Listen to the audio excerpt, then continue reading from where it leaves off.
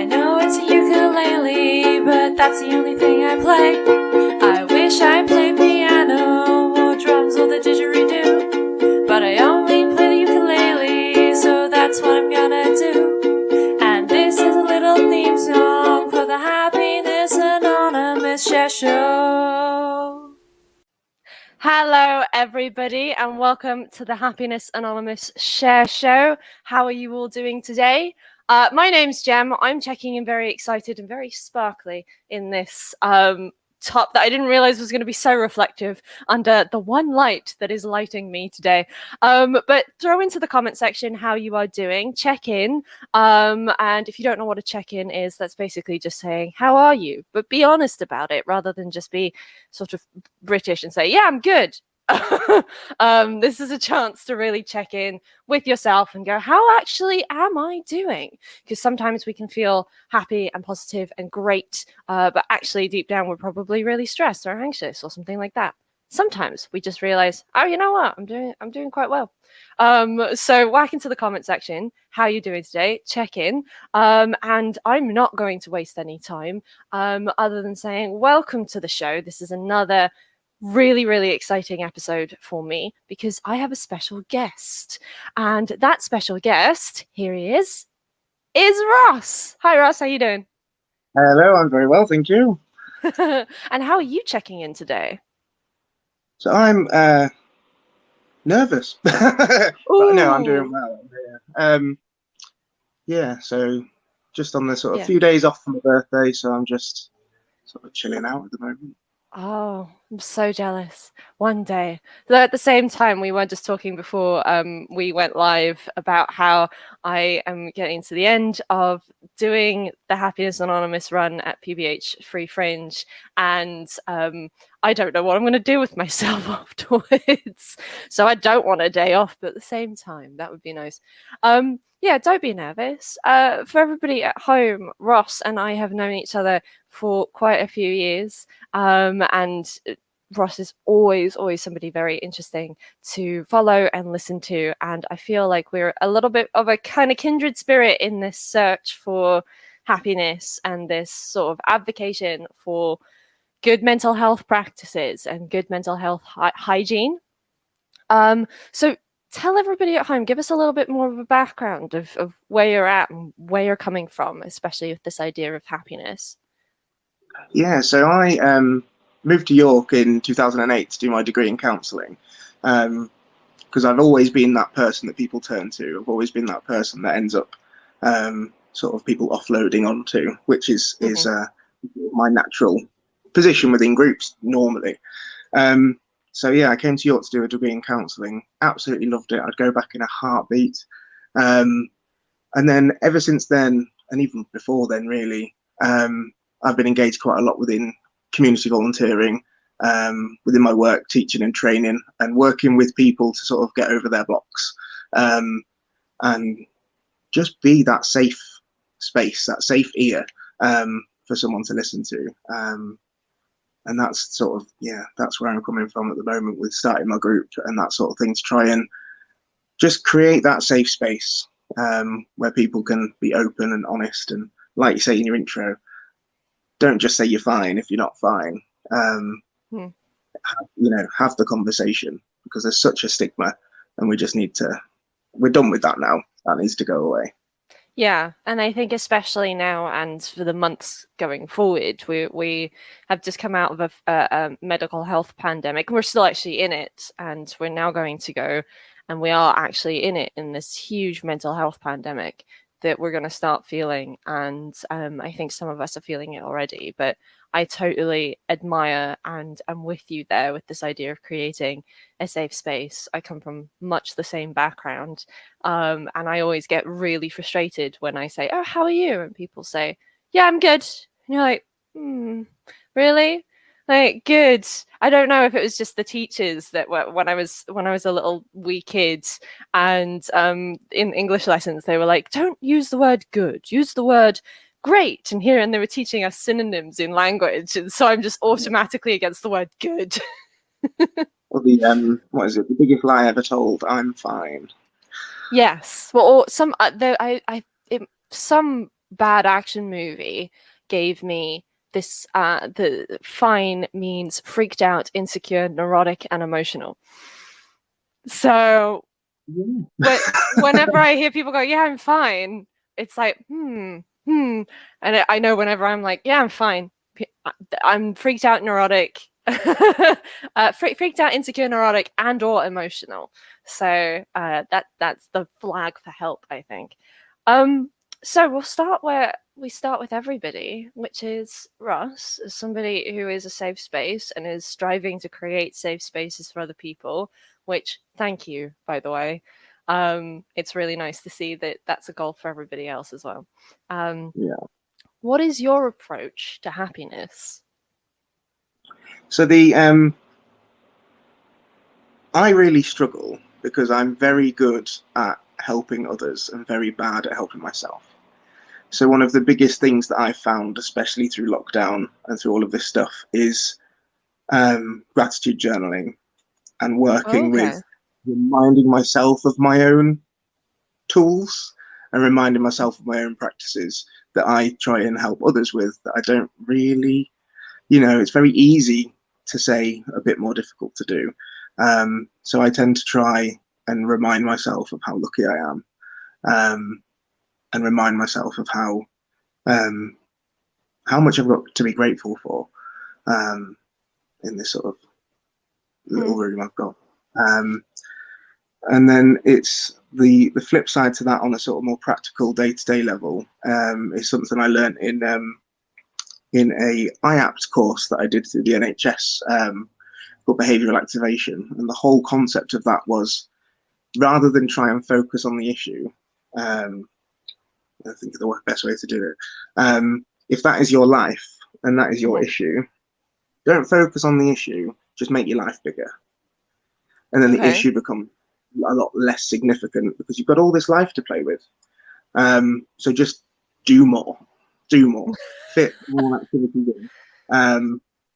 Even if you just, and it's a very gradual process with that course over 12 weeks of, week one, it might just be, right, as soon as you get up, go for a walk. Yeah. Just slowly build in happier practices, and make those times special.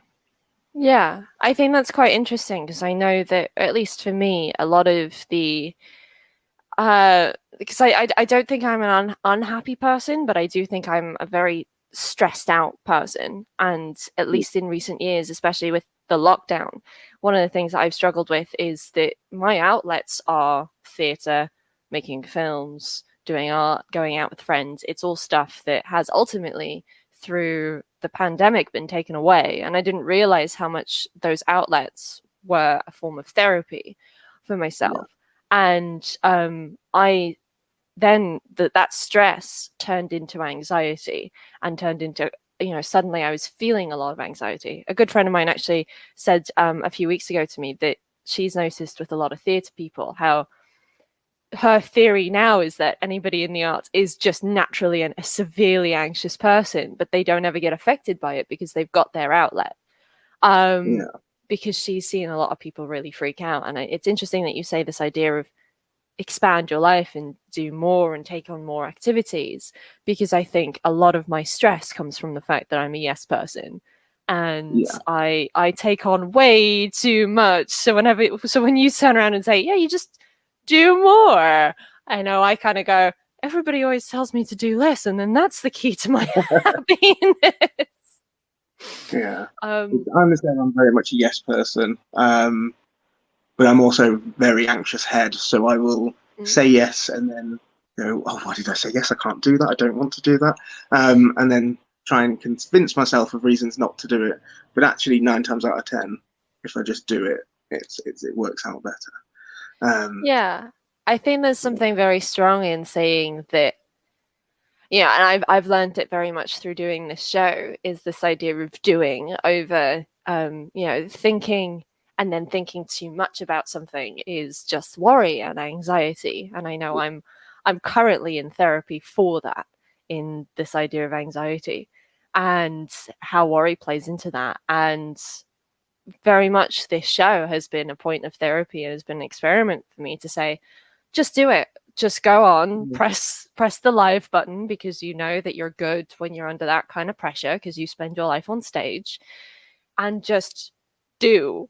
And a lot of things like writing songs or hosting shows or doing half the things I've done in the last 2-3 weeks, I've sat and gone in the past, oh no, I can't do that. And I've been thinking myself out of it. And now I'm like, I'm so fulfilled, but just by doing, by going, okay, we're not going to think about it that much. We're just going to learn by doing. Yeah. But then it's like, if I was just thinking about what you said about how maybe all people in theatre struggle with anxiety. Well, if you look at comedians and the amount of comedians that struggle with depression, and the point of comedy is to make you happy, and then theatre as well, the whole point of you've got to have some big confidence to be getting up on stage, but actually behind that there's a lack of confidence or an anxiety, and it all sort of mirrors itself. It's humans are interesting. They're very interesting.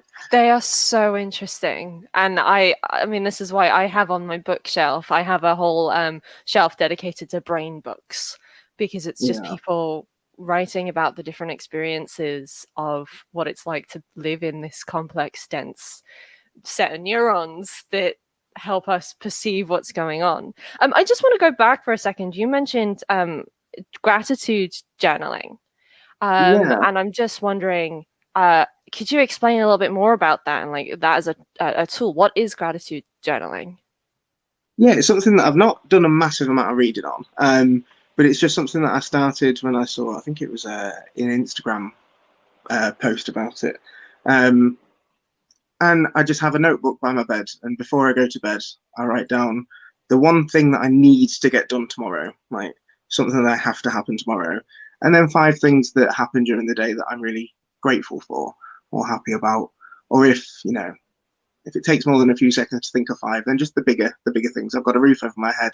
I've got food in my fridge, and that sort of thing. Just 5 things that I'm grateful for, and one sort of big job that if I've done it, then I've achieved something for the day. The next day is gratitude journaling. Now you can buy special books that prompt you, and there's all sorts about it, but I just keep it very simple and just I mean, that's really interesting. I know that a few years ago I started doing it, and I did it every single day for a few months, I think, where I would I abandoned this idea of curating a good Instagram grid, and I would make sure that once a day at least I would take a photo of something that I was grateful for, and I would post it with just like the hashtag gratitude or something like that. I'd created some kind of hashtag, and it really opened my eyes at living in the moment to going, I remember distinctly the one incident where I was with a load of people from work, and we'd just done a piece of training, and we were at this bar, and this one of the guys just went over to one of the people who worked there, and had just wanted to compliment them, and just walked over and complimented. And then I think eventually they went on a date or something, because it just sparked a conversation. But his want was just to go over and compliment. And I took a photo and blurred the hell out of it because of respect. And I was like, you know what? I'm really grateful that I saw that, and that I saw that this person was just determined and confident enough to go, I'm going to go make somebody's day a little bit better, especially, working in the service industry. I think everybody needs to be spread as much joy and love as possible, because it's hellish work. Fantastic. Amazing. So going back to your approach to happiness, is there any advice? Because I know you do a lot of work and a lot of reading into broader things. Like, correct me if I'm wrong, you do a lot of reading and work into CBT, cognitive behavioral therapy, or am I making that up? No, not at all. So my relationship with CBT is very complicated, in that my training is all humanistic, person-centered therapy. So the focus, and the whole focus, is on building a positive, safe relationship with a therapist, to be able to work through your own issues. And it comes from a place of that I am inherently the expert of my own experience. No therapist will know me better than I know me. So I already know how to make my life better. I just need someone to bounce off. So that's what my training's in, and that's what I do fundamentally believe in and work from. And I always, throughout my study, I hated CBT, couldn't stand it. Let's go into then, quickly, because I mean, let's quickly go into the difference between, just for people who don't know, because I know I'm in CBT and I'm finding it really helpful because it's taking more of a scientific approach. But at the same time, I know my therapist, everything you've just said about person-centered therapy, about saying, well, you're the expert and let's build a safe space. That's what my therapist has been doing. So for me and everybody else, what's the difference? this is the thing. When all the books were written, and when this all was sort of, and how it's taught, it's that these differences are huge. But now, the most recent research into talking therapies are that it really doesn't matter what type of talking therapy you go to. It's the therapeutic space that matters. So pretty much every different way of doing this has all amalgamated into a very similar way of working. Okay. The main differences are, with a humanistic person-centered therapist, you won't be given sort of like tasks and jobs to do. Okay. You work through and sort of and talk. Whereas with CBT, traditionally, more often there will be homework and activities and ways to break sort of mental cycles and that sort of thing. That side of things, the more clinical sort of thing you'd expect, doesn't happen with the standard session. Which, on that note, I'd say that if you're somebody, I'm very goal orientated and I like to do things and have tasks. And I know I went in going, I need a set of tools to be able to deal with this. Otherwise, I'm going to go down a very fun hole. We're going to call it fun, with the huge note of sarcasm to anybody who can't sense that. And I found that the idea of tasks, and actually it gives me more of a sense of control and a sense of movement, because I can talk for days, but it doesn't mean that anything's actually going in to my brain. And that's the thing. Through my degree, it was brilliant. Person-centered therapy, fantastic. And I've always had issues with sort of anxiety and low mood throughout most of my memory. And then had a bit of a dark patch. The only thing really available through the NHS is CBT. And I had all this preconceived ideas of what CBT was from the books I'd read, from the essays I'd done. I was like, this isn't going to work. It's going to be absolutely awful for me. And the first thing I did is I went to a behavioral activation class, and it was like a group therapy session. And the whole idea was, build this relationship within this group, and we'll do these activities. You've got a book every week. I'm very similar in that if I want to know about something, I will go and I will spend an entire night Googling, researching. I want to know. So now, it's much more of a blended way forward. A lot of people want you to just say, right, well, let's set a goal and work out how we're going to get there, which you wouldn't get with person-centered, but a more cognitive approach does. I see much more benefits from it now I've gone through it. I think it's also it's quite interesting what you say about it's more moving as a whole, as an industry, into a more of a blended space, because I know I came personally, it was a case of, I have always been told by people who are like, you're too much, you need a therapist. Because I'm a very emotionally engaged person. I'm an empath. So if it's not my emotions I'm suffering from, it's everybody else's, which is beautiful for the arts and the crafts and the things that I do in my profession, but not great to live with. And I know that's always been a struggle for me, is, well, if I can get a handle on it, is that going to make me a worse artist, which if anybody is in that same position, you won't lose the skills. You'll just add to your skills, and you'll make those peaks and troughs in emotional experience flatter and more in your control, so you can choose when to feel like you're emotionally devastated or not.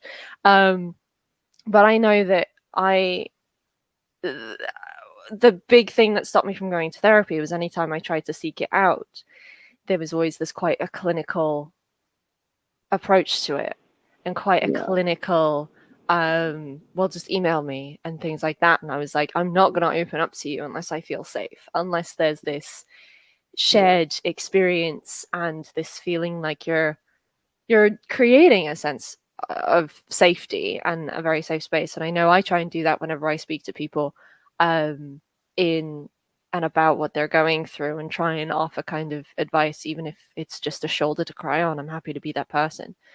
And I think that the therapist I've got is astounding at being able to go, right, this is a safe space, and she feels like a friend. And I kind of sit there going, I just want to ask you to go to coffee, like, let's just hang out. But that's breaking boundaries, I know that. So it's very interesting that you say that I think that's very important, and also really important for you to be able to say no to a therapist as well, and say, if you have a session with them and you're like, nah, this isn't, I don't feel safe. If you've had an hour with somebody, you will know if that's a safe space or not. And you can always feel empowered to say, you know what, can I try somebody else? Yeah. And that's the difficulty with if you are accessing therapy through the NHS, you do have the right to say, I'm really sorry, I need somebody else. Because what all the research has showed is that it is that relationship with that person that helps you work on yourself. So if you can't trust the person sat in front of you, the work's not going to be able to happen, because you're not going to be able to pick them up. So yeah, it's. I've been very, very lucky. The few people I've gone to for counselling in the past have been just wonderful, and the vast majority will be. But sometimes you just don't click with somebody, and it's you need to be able to, all guards down talk. Yeah, and I think it's difficult, because when you sign on to any kind of therapy or counseling, there's paperwork that you sign. There is, I agree to do this, and it's a commitment of however many weeks with sessions, and that's purely on an organizational level to make sure that you aren't going to be tempted to just say, oh, I just don't feel like it today, and just shirk it off. But that can always make you kind of feel a little bit of that pressure of going, oh, well, I can't then turn around and say no, and I think one of the most powerful things that my therapist has done is said, I know in week 2 I was in a bit bad car crash a couple of days before my session, and went to the session anyway, because I went, you know what, I need right now to have these points of stability. And she was immediately like, are you like, we can reschedule, you need to be chilling out, we need to reschedule. And then kind of looked at me in that way, and she was like, I'm not judging you. And I was like, your faces. I can feel, because I'm judging myself, but at the same time, I know that I work through things by going through them rather than, and that's something to hold yourself to as well. Quick question, because you say you've done a degree in counselling. Yeah. And now I know there's a difference, but I know I'm a little unclear on the difference. And I've got a couple of people in my life who are counsellors and sit on the different things. There's a difference between therapy and therapy sessions and counselling sessions, right? Therapy is sort of a wider term, I suppose. So therapy can be, I suppose therapy is a sort of the umbrella term. So lots and lots of different people call themselves therapists for different, even as far as sort of, hair and nails and massage and that sort of thing. Whereas counselling is that sitting down and talking, sort of talking therapy. But then there's all sorts of yeah, there's all sorts of therapies. So I think the biggest one is the difference between um, counselling and sort of psychiatry and that sort of thing. Mm-hmm. And I think a lot of people do think um, all the really negative, horrible um, stigma stuff comes out when you start talking about seeking therapy. I think counselling is maybe just like a slightly nicer word, because therapy seems to bring up ideas of, lying on a couch and being told about why you're broken, when in fact, Yeah. depending which side of the coin you look at, either nobody's broken or we're all broken and we're just going to muddle through and be fine. Yeah. Ultimately, it will just be fine. Yeah. And I think that's important and as well to note as well, because I know I've had lots of people turn around in that sort of therapy setting and say, you keep referring to yourself as broken, and that's not a helpful thing, or you keep referring to these incidences as the thing that broke you. And whether you choose to view it, one of the most impactful conversations I had after something that quite inherently broke me, a friend of mine turned around and when the news was shared with them that this thing had happened, and that clearly it had devastated me, they went, oh, okay. And then just in a very writer-like way of talking about it without talking about it, talked about the Japanese, the name of it's gone straight in my head, the Japanese art form and practice of taking broken pottery and ceramics and mending it with gold. Yeah. And my friend sent me photos of this and went, do you think this is beautiful? I said, wow, that's astonishing. I want to go break all of my pottery and I want to go break everything and mend it. And he went, well, this is it. It's about mending yourself with gold. So stop saying that you're broken, because you're more beautiful than you were before. And I was like, okay, we're going to definitely mind not taking this into the dramatic gothic. I'm so broken. But But it's also, it's something, like yeah. when you're going through really awful stuff, it's awful.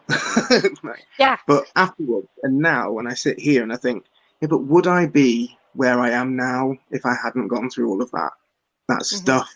Would I have decided to, it's sort of locked. I wanted to do this sort of group stuff and build a community for years and years and years, but it's lockdown that's made me think it needs to happen. Like, it needs to happen. But I think if I hadn't had, if I hadn't had to go to therapy in secondary school, if I hadn't had to go back to therapy at uni,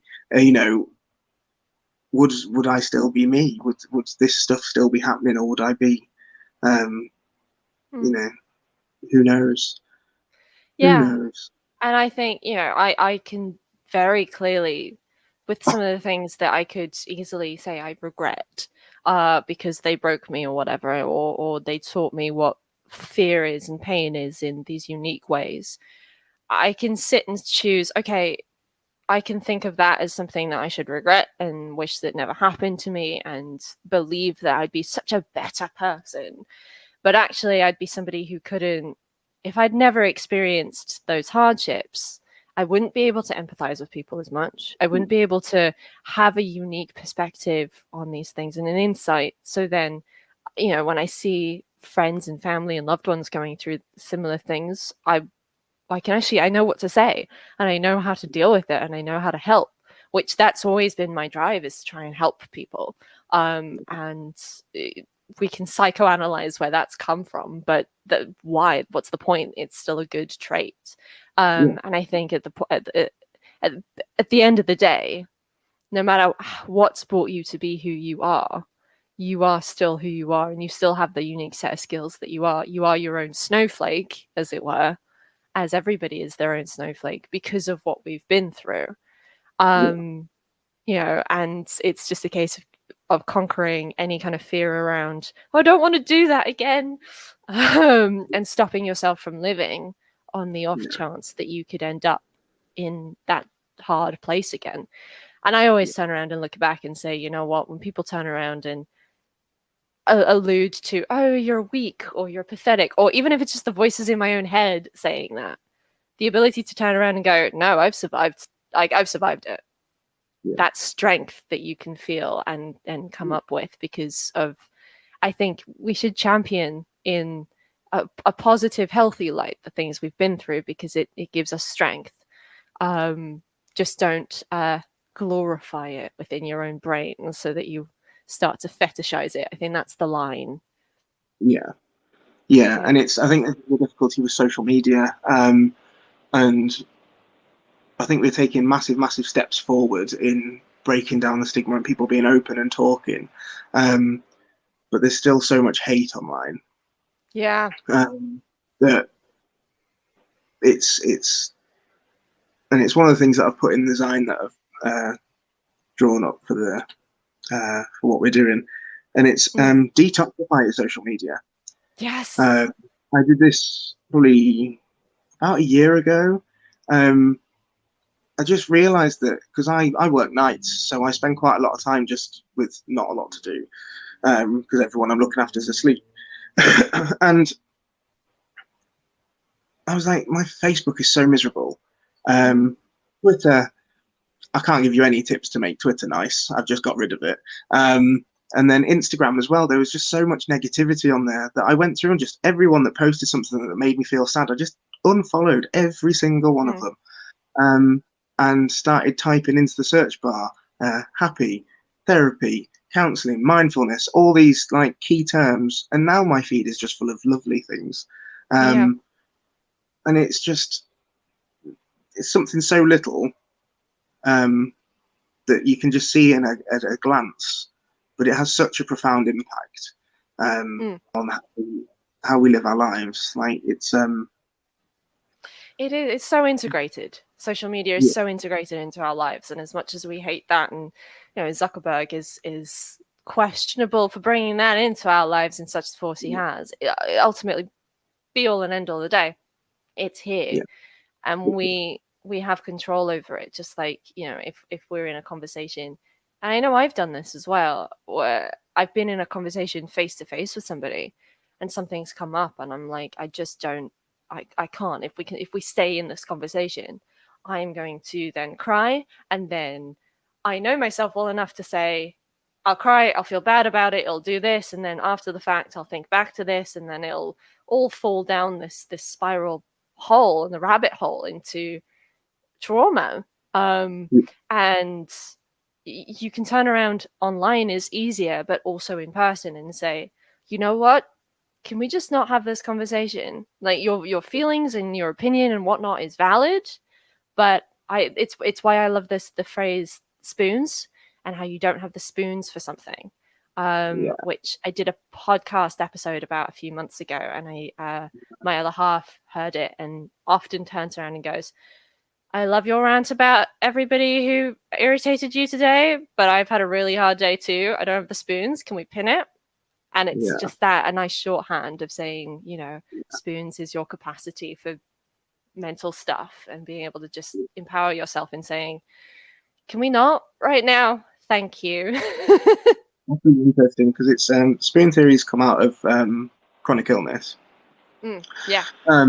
And originally my group was going to be for like a more niche group for those suffering with chronic illness, because I've dealt with chronic pain now for 6 years, and it's interesting to hear someone else talk about spoons, because it's me, and then I've got a few friends that also suffer with their various different things, and we quite often talk about our spoons.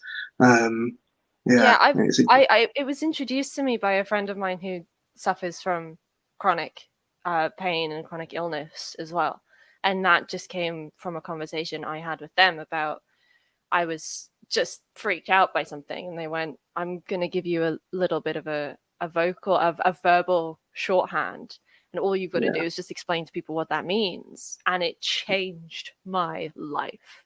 It really did, because it also gave me the tools within my own brain to think about it. And that's very much, it's interesting. With Happiness Anonymous, I remember that idea and that term came years and years ago, when I was desperate. I was in a darker time in my life. I was desperately sad, and I was watching. Oh my goodness, I can't remember the name of it. It's a TV show about Sherlock Holmes, and it's starring Lucy Liu and another name that's gone out my head. But it's Sherlock Holmes, and the idea is it really explores it. Elementary, that's what it's called, and it explores addiction. Oh yeah.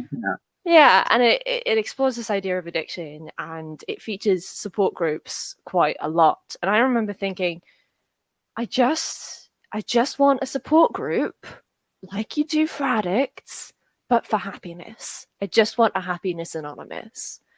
And thus started this thing in my head of a lot of people, because I know one of the things that helped me a lot was actually going through the 12-step program.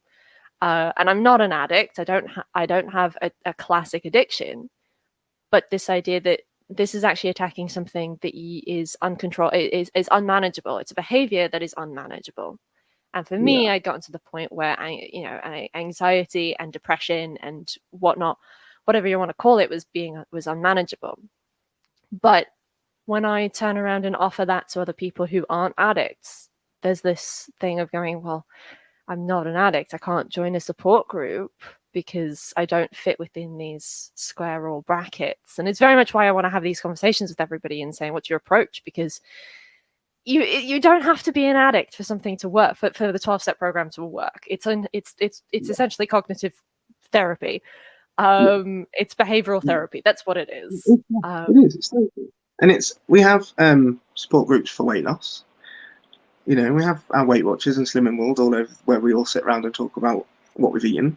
We have, you know, and through my degree, we had a session every week called PD, Personal Development, and we all sat in a circle and we did our check-ins, like we did at the start here. How's our week going? And then it was a really raw, open discussion space, and it was some of the most valuable learning happened from talking not about the theoretical theories in lectures, but in that circle of people just talking about their experience and what they were going through. And then you'd have a checkout at the end to try and, you know, close the space down a bit, because it could get quite harrowing. Yeah. And it's almost like the comedians and depression and that sort of thing.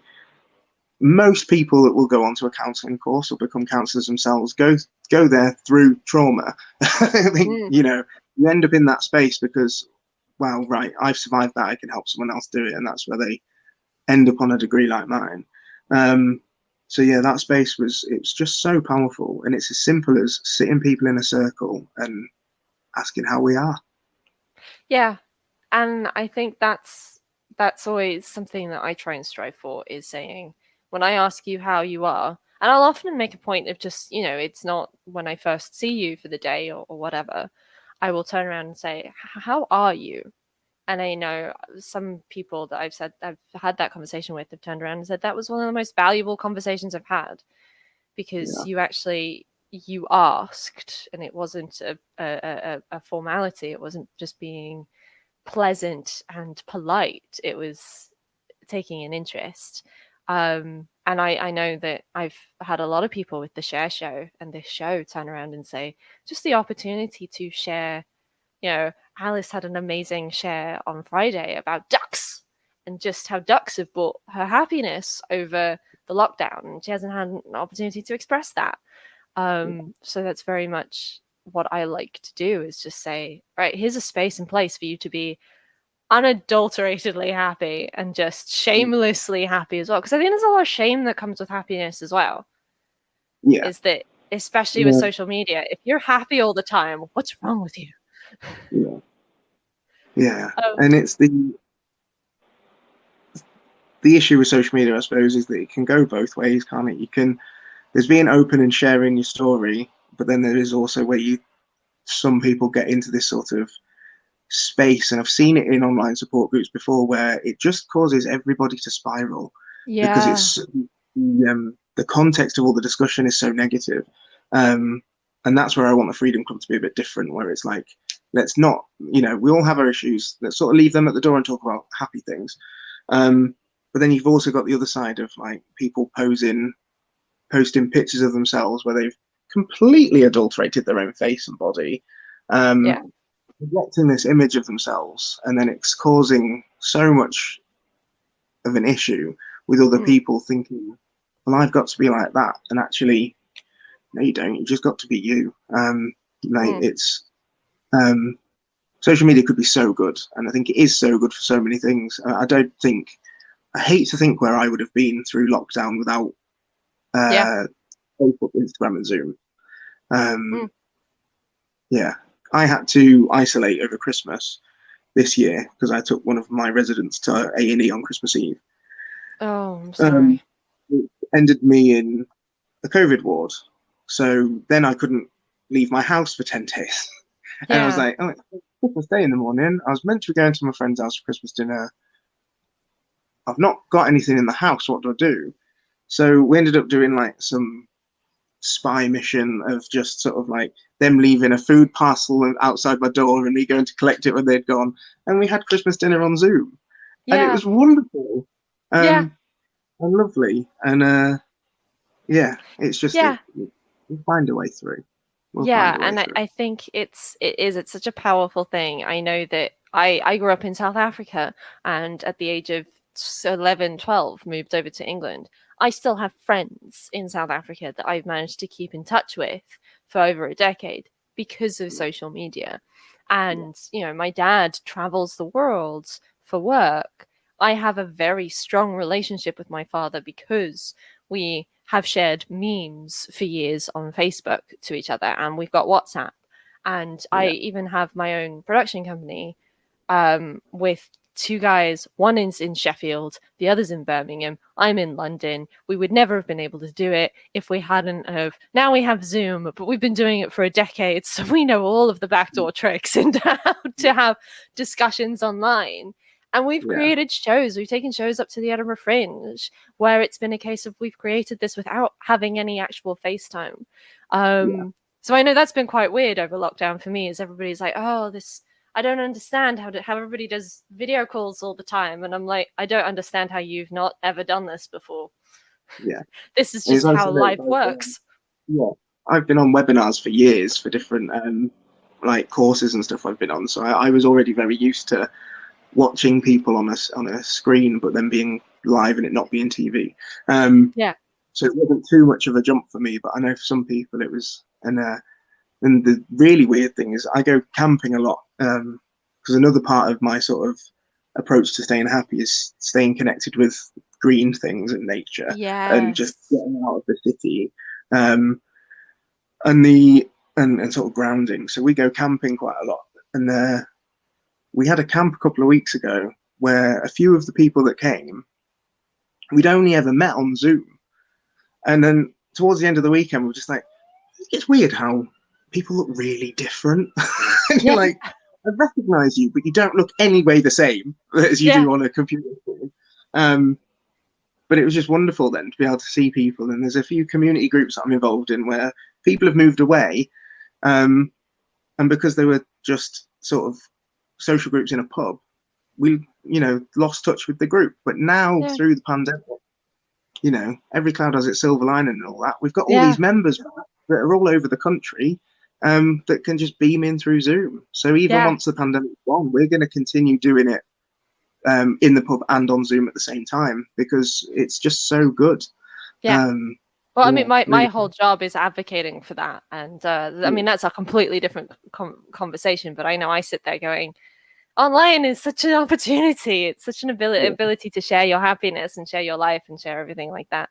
I want to track back just real quick to earlier we touched on this idea of therapy on the NHS and how CBT is pretty much the only option on the NHS. And I want to track back to something that we said just before broadcast about how if you are in a place where you feel like you need therapy, don't wait for the last minute. Do you want to do you want to say what you said to me? Yeah. So the biggest thing for me, and as I remember having stern discussions with lecturers at uni about this, is that from my experience and from pretty much every single person I've spoken to that's had more severe struggles, they wait and they wait and they wait, and then they seek help when they just can't cope anymore. And the problem with the way our current system is set up, if you have access to funding and can go and find yourself a therapist, then fine, really, because you can get access straight away. If you're going to rely on charity or the NHS to seek therapy, then there are waiting lists, and they can be huge. And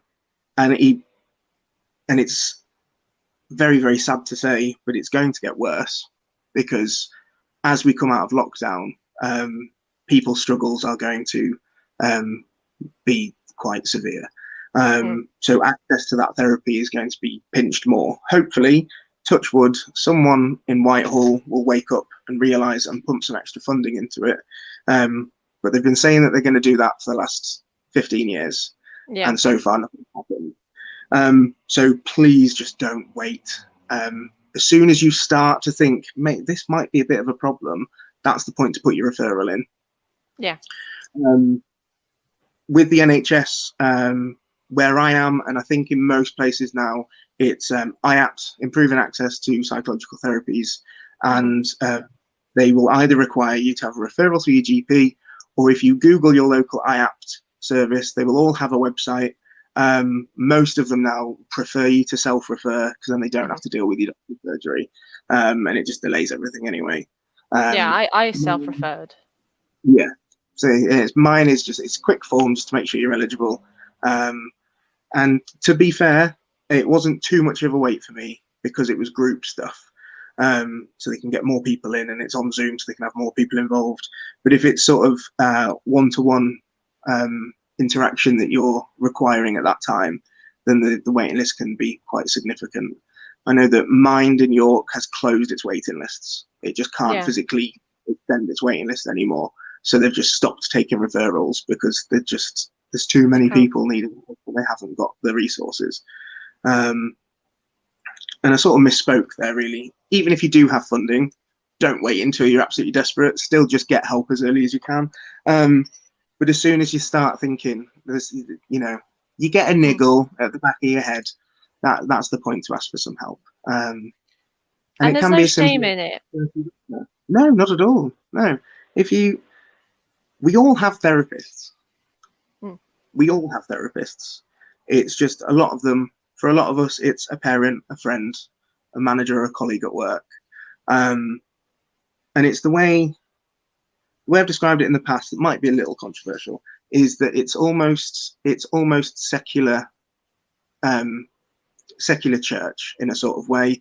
These are the issues that normally you'd go to your local priest about, or that's where you'd go. Whereas we're in a more secular society now, and people have lost that person to go to, and that's where sort of therapists and counselling can step in.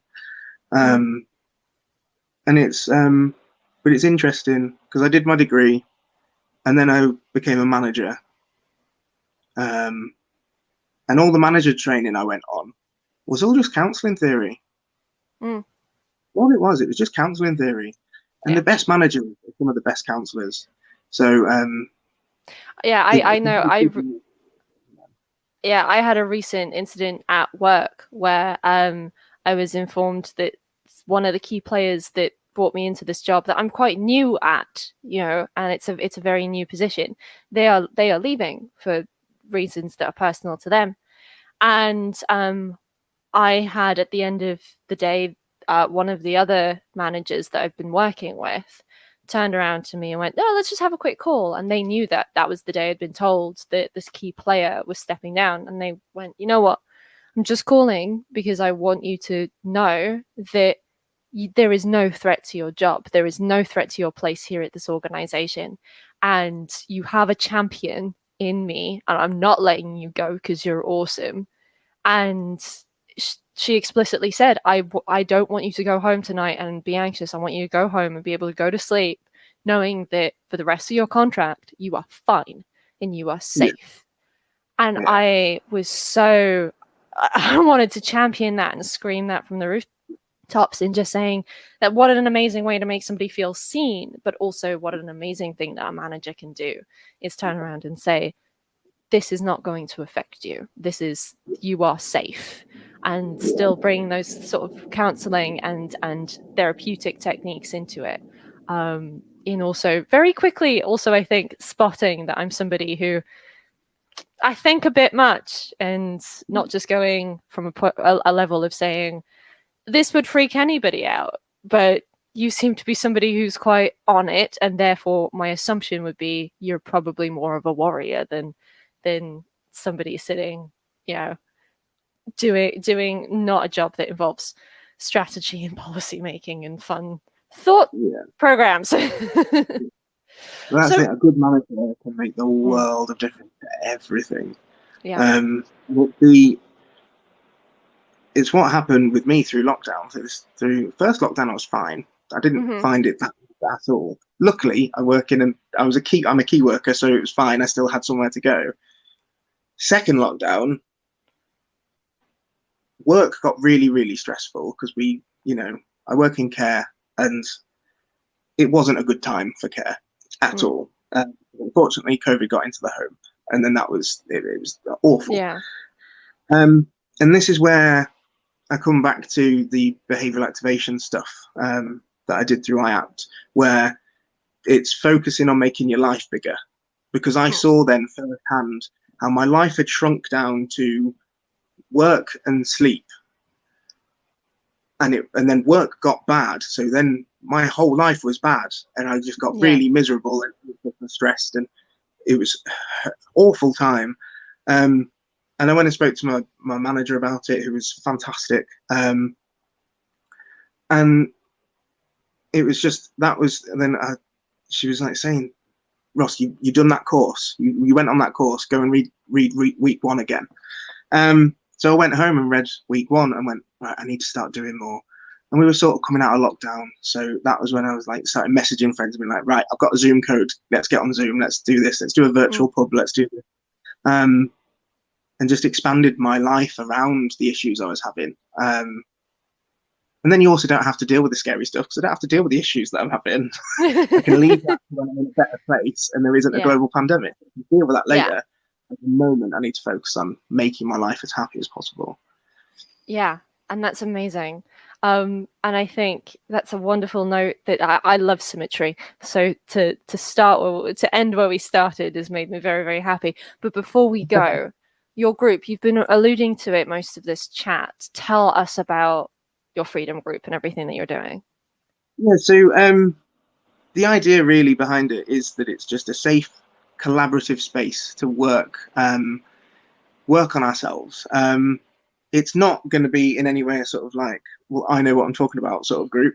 It's purely just going to be, I want a community space where people can contribute what they do to keep themselves well and to look after their own well-being, from, on a really broad spectrum. Like I said earlier, originally it was going to be very niche and sort of just people suffering with chronic illness. And I thought, actually, we all have mental health, and it's a bigger group to support really then. So we're going to have lots of things in there eventually. I want to expand into sort of audio and video at some point, but the idea is to just all come in and chip in and talk and discuss what we do on a day-to-day basis, tips and tricks and tools. One of the big things that I love is the 5-second rule by Mel Robbins. So I talk about that quite a lot in the group, and it's in the design that I've written as well. And then there's just, let's just talk, let's just discuss, let's just be happy as a group. And then further down the line, I'm hoping to be able to interview like therapists and different people that work in this sort of field to get sort of their opinion and their options for their different tools and techniques that they use to help their clients be happy or help themselves be happy. And that's the idea. It was going to be the Smile Club, and then I changed it to the Freedom Club because I thought that the idea is to take off all the shackles that we put on ourselves and just you don't have to. Yeah, you don't have to be smiling all the time to be happy. No, No. no. And I know the feminist in me is like, stop telling me to smile. Yeah. So how can we all get involved with that? So at the moment we are on Facebook as our sort of primary home at the moment. So if you, but it's all linked on my link tree. So if you go to RossHB.info, then there's, I think it's my first link at the moment is join the Freedom Club. There is a link in the description of this video if you want to go check it out. And also, if you have enjoyed anything that I've been doing over the last month with the Happiness Anonymous share show, or just this idea of Happiness Anonymous in general, Ross is doing the thing that I'm trying to do.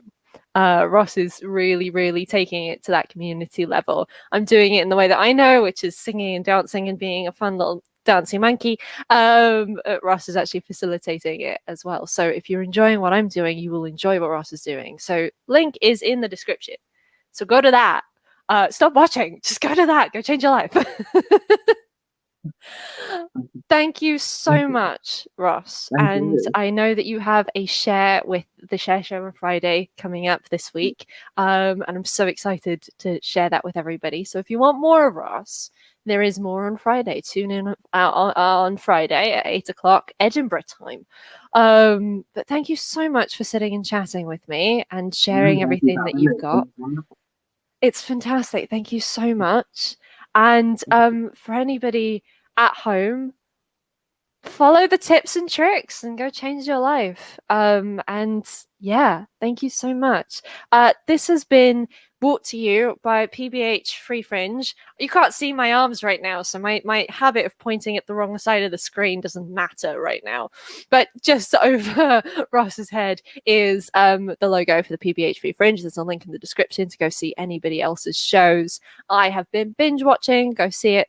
And there's also information down below on how you can donate and things like that to our charitable cause. But thank you so much, Ross. This has been fantastic, and I've learned so much. And I feel very, very good inside. So thank you. Thank you very much for having me. Thank you. And thank you, everybody, for watching and listening, if that's how you've been joining in. And I will see you tomorrow. And yeah, have a great evening.